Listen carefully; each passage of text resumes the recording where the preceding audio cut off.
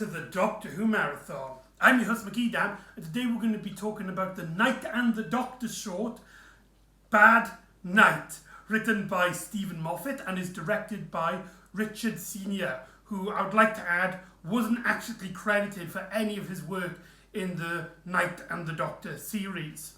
This is a short in the Night and the Doctor mini-series, which, for those of you who don't know, in the Series 6 DVD box set for the entire series, the BBC put in 5 short specials in it as a special feature of the series.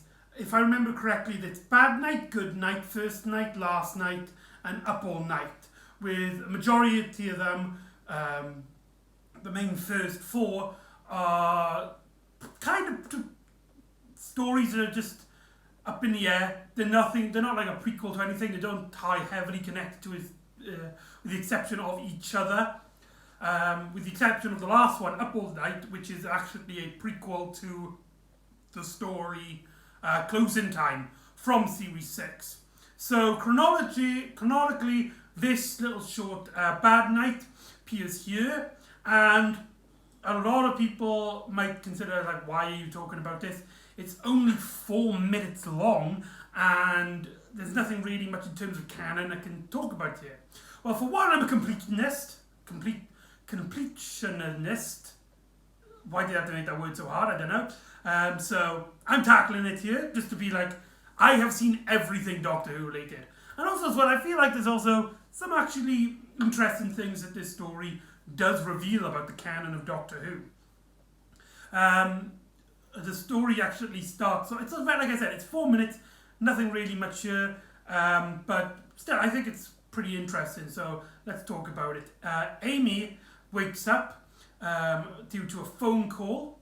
She picks up the phone and she's on the phone to, I believe she says it's a Prime Minister, a Prince of Wales, sorry, and she's trying to guess which prince it is before the Doctor arrives in his attire that we last seen him at the end of Big Bang, which ties into that story. It's also important to note as well that the Doctor, I don't think he ever wears I think he wears his traditional costume in one of them, but for the majority of these Night and the Doctor series, he's wearing mainly like a suit of sorts.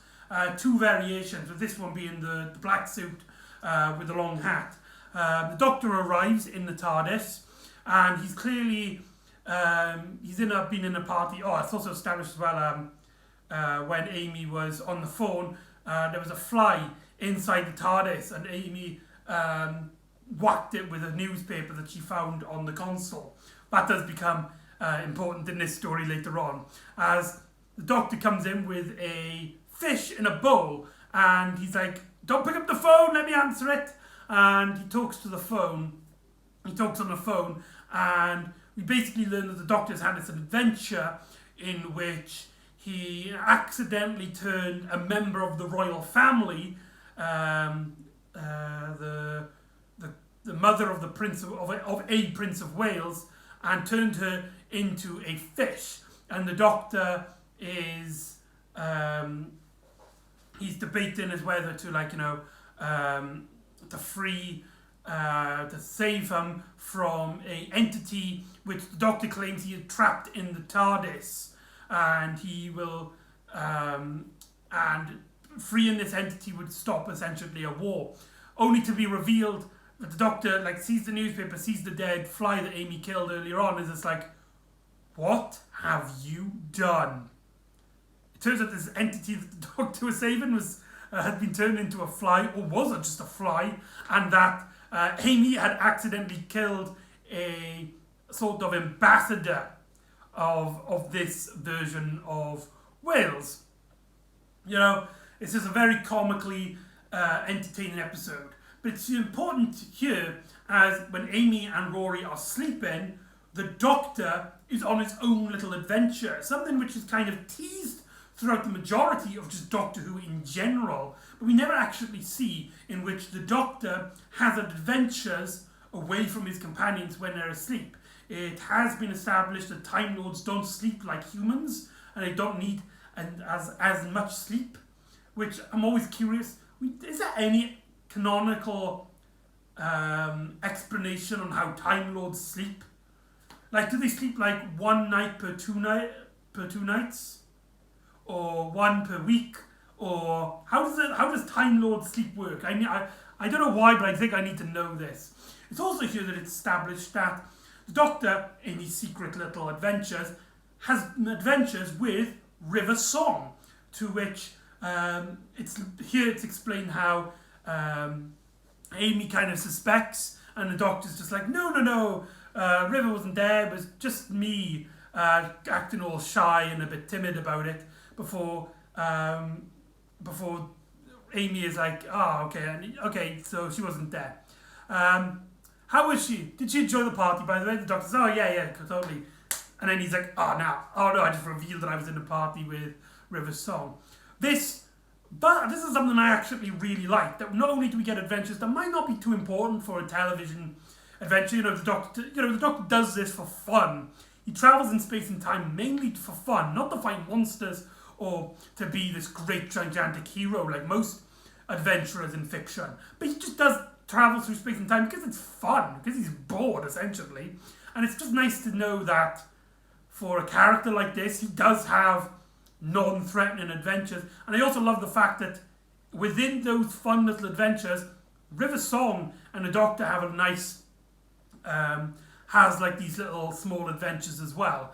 It does imply that there's a lot more to to Rivers and the Doctor's relationship than we actually see on the television, which some can consider a criticism. But I do feel like, especially when establishing their relationship and their romance, it is important to note that not everything on screen is everything that sums up their relationship. They do have nice little moments alone, and it helps with their friendship, especially how on TV they don't actually spend a lot of time with each other. At this point in time, they've only had really 3 stories from the Doctor's point of view, not counting anything from Big Finish, because River Song wouldn't meet the 10th Doctor in our time. Way later on, when Big Finish decided to release a box set of 3 stories, maybe more by the time this video is out. Sorry, I keep hiccuping or something.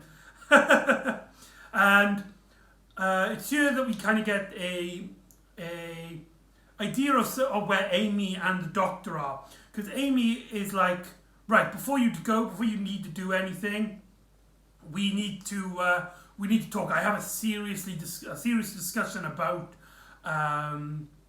history, and more specifically my life.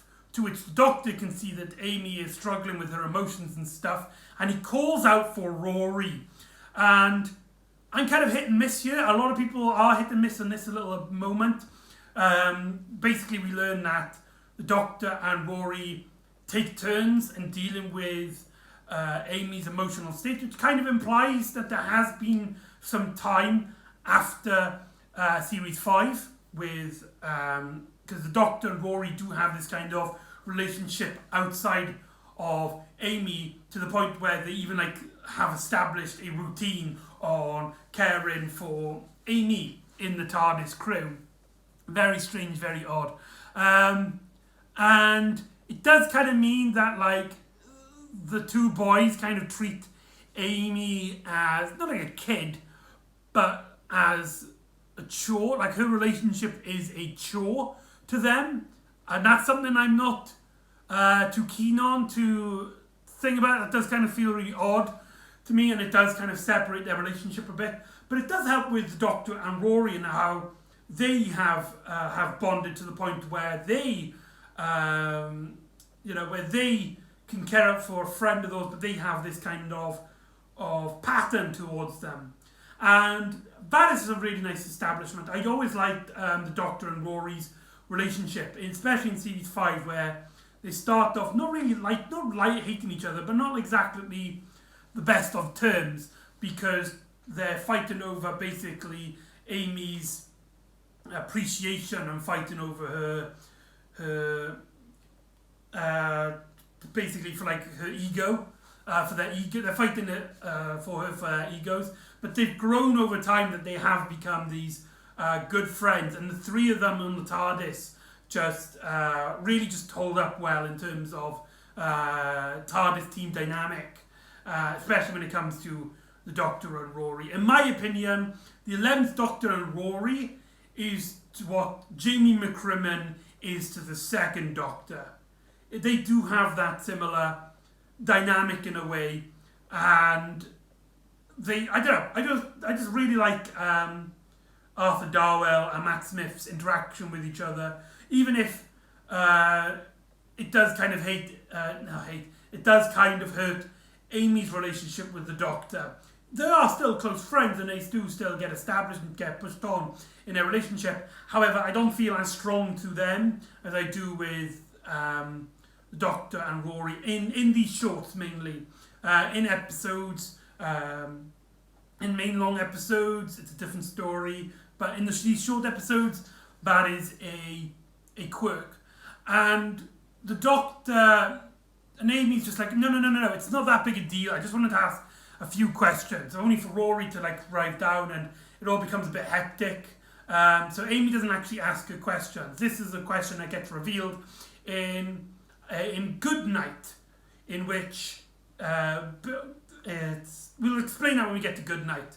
But this story kind of leaves on a cliffhanger with Amy's unanswered question, which leads into Good Night, which kind of makes those a loose two-parter, but I felt like they were different enough that they could be separated. Only for the joke to reveal that the joke ending is that the Doctor might have accidentally picked up the wrong fish, just a normal fish, rather than the Prince of Wales turned into a fish. To which he calls out he calls out River out of the TARDIS. We got the wrong fish, as he goes back into the party, and that is Bad Night.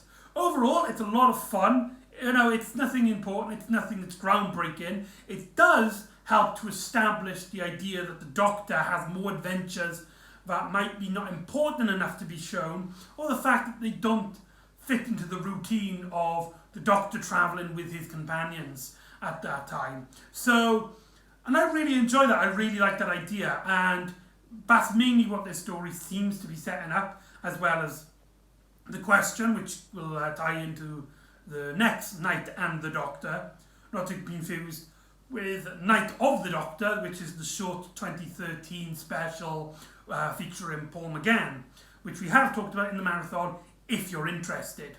And so, yeah, Bad Night, it's nothing really noteworthy. If you've got the Series 6 box set, which I don't have, I watched this online, I do recommend you going through the special features and watching it. It's just, it's just fun and nice to see these characters just having a much more lighter adventure. In that sense, it's a lot more like Black Orchid, the Fifth Doctor story, only instead of a two 30 minutes, essentially an hour-long story, it's 4 minutes, so it's heavily compressed.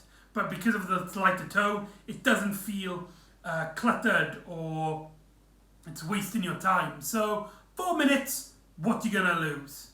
So that is Bad Night. So join me next time where Sarah Jane, Clive and Rani go out and find themselves trapped within history as one of our characters finds themselves in, I believe it's Victorian times. I can't remember where Sarah Jane is, and Clive is trapped during World War II. So join me next time for Lost in Time, and I'll see you next time on the Doctor Who Marathon. Ta-da!